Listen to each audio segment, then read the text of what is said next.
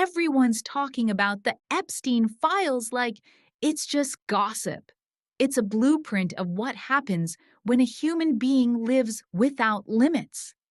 Let me tell you, the real reason this story keeps repeating in high society, it's not because rich people are smarter.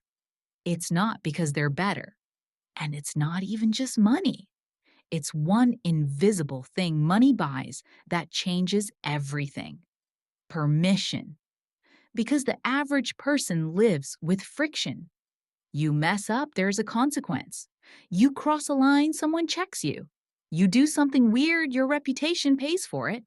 But when you're powerful enough, friction disappears. And here's the danger. When consequences disappear, morality stops being a choice. It becomes an option. And the first time someone powerful does something wrong and gets away with it, their brain learns a new rule. If nothing happens to me, it's basically allowed. That's how evil doesn't start as evil. It starts as a test, a small boundary, a private joke, a nobody will know, a who's gonna stop me? And then it grows. Now here's the part nobody wants to admit. A lot of people think money makes you disciplined. No, money doesn't automatically give you character. Money just amplifies who you already are. If you're generous, you become more generous. If you're hungry for control, you become more controlling. If you're empty inside, you don't magically become whole.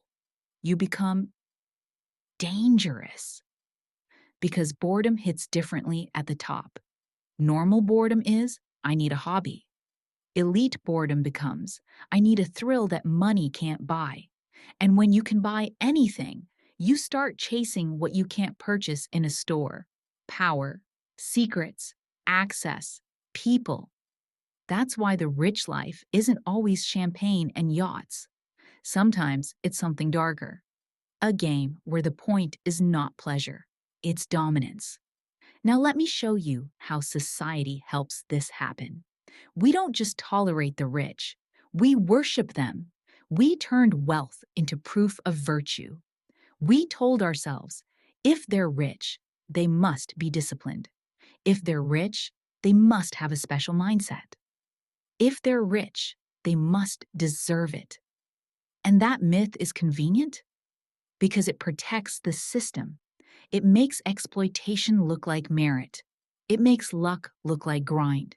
It makes power look like inspiration. Even when scandals hit, people still say they were too smart to get caught. No, a lot of them weren't smart. They were protected until they weren't. So when you ask, why would someone who has everything still do bad deeds? Here's the answer in one sentence. Because having everything doesn't heal emptiness. It just removes limits. And here's the moral of the story. The opposite of evil isn't poverty. The opposite of evil is consequences. So stop worshiping the lifestyle. Start demanding accountability everywhere you can. Because if power